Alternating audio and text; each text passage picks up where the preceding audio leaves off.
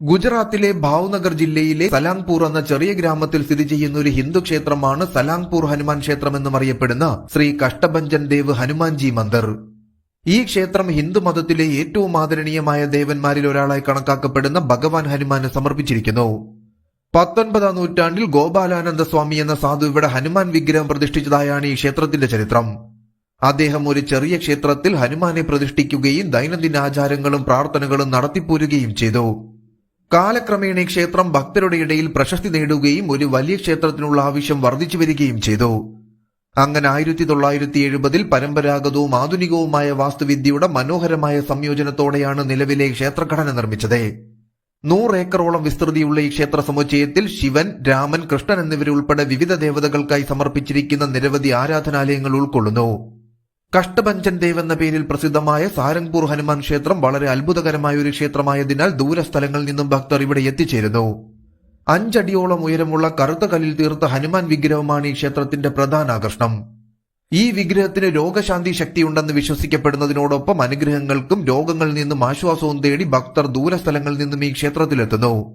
വിവിധ രോഗങ്ങളും പ്രശ്നങ്ങളും പരിഹരിക്കാനുള്ള വിഗ്രഹത്തിന്റെ കഴിവിൽ വിശ്വസിക്കുന്ന പ്രദേശവാസികൾക്കിടയിൽ ഈ ക്ഷേത്രം പ്രത്യേകിച്ചും ജനപ്രിയമാണ്.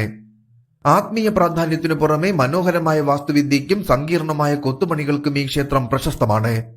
ദൂരെ നിന്ന് നോക്കുമ്പോൾ ഒരു കോട്ട പോലെയാണ് കഷ്ടഭഞ്ജൻ ഹനുമാൻ ക്ഷേത്രം നമുക്ക് കാണപ്പെടുക. ഇവിടെ ഹനുമാൻജി ഒരു സ്വർണ്ണ സിംഹാസനത്തിൽ ഇരിക്കുകയും അദ്ദേഹം മഹാരാജാതിരാജ എന്നറിയപ്പെടുകയും ചെയ്തു പോരുന്നു.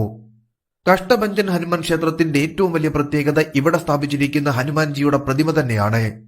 ഈ വിഗ്രഹത്തിന് ചുറ്റും കുരങ്ങന്മാരുടെ ഒരു സൈന്യമുണ്ട് എന്നതിനാൽ ഇവർ ഹനുമാൻജിക്ക് ചുറ്റും താമസിക്കുന്നത് തികച്ചും സ്വാഭാവികമാണെന്ന് കണക്കാക്കപ്പെടുന്നു. എന്നാൽ ഇവിടെ ഹനുമാൻജിയുടെ പാദത്തിനടുത്തൊരു സ്ത്രീയുടെ പ്രതിമയുണ്ട് എന്നതുകൂടാതെ ഇത് സ്ത്രീ രൂപത്തിലുള്ള ശനി മഹാരാജിന്റെ പ്രതിമയാണെന്ന് പറയപ്പെടുന്നു. എന്നാൽ ശനി മഹാരാജിനെ പോലെയുള്ള ഒരു ക്രൂരനായ ദേവൻ ഒരു സ്ത്രീയുടെ രൂപം സ്വീകരിച്ച് ഹനുമാൻജിയുടെ കാൽക്കൽ വന്നതിന് പിന്നിലെ കഥ ശ്രദ്ധേയമായി കണക്കാക്കിപ്പോരുന്നു. പ്രാദേശിക വിശ്വാസമനുസരിച്ച് പുരാതന കാലത്ത് ശനിദേവിന്റെ കോപം ഗണ്യമായി വർദ്ധിക്കുകയും അത് കാരണം ആളുകൾക്ക് ഒരുപാട് സങ്കടങ്ങളും പ്രശ്നങ്ങളും നേരിടേണ്ടി വരികയും ചെയ്തു. ശനിദേവിന്റെ കോപത്തിൽ നിന്നും തങ്ങളെ രക്ഷിക്കാൻ ആളുകൾ ഹനുമാൻജിയോട് പ്രാർത്ഥിച്ചു. ഇതിനെ തുടർന്ന് ശനിദേവനെ ശിക്ഷിക്കണമെന്ന് ഹനുമാൻജി തീരുമാനിക്കുകയും ഇതറിഞ്ഞ ശനിദേവൻ ഭയന്നു വിറയ്ക്കുകയും ചെയ്തു. ഹനുമാൻജി ബ്രഹ്മചാരിയാണെന്നും സ്ത്രീകൾക്ക് നേരെ കൈനീട്ടില്ലെന്നും അറിയാമായിരുന്നതിനാൽ ശനിദേവ് ഒരു സ്ത്രീയുടെ രൂപം സ്വീകരിച്ച് ഹനുമാൻജിയോട് അഭ്യർത്ഥിക്കാൻ തുടങ്ങി.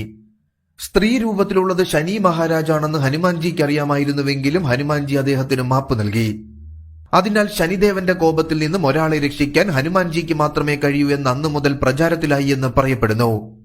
അഹമ്മദാബാദിൽ നിന്നും 153 കിലോമീറ്റർ അകലെയായാണ് കഷ്ടഭഞ്ജൻ ഹനുമാൻ ക്ഷേത്രം സ്ഥിതി ചെയ്യുന്നത്. അഹമ്മദാബാദിൽ നിന്നും സാരംഗ്പൂരിലേക്ക് രാവിലെ 10:30-നും 12:20-നും ഇടയിൽ നിരവധി ബസ്സുകൾ ലഭിക്കും.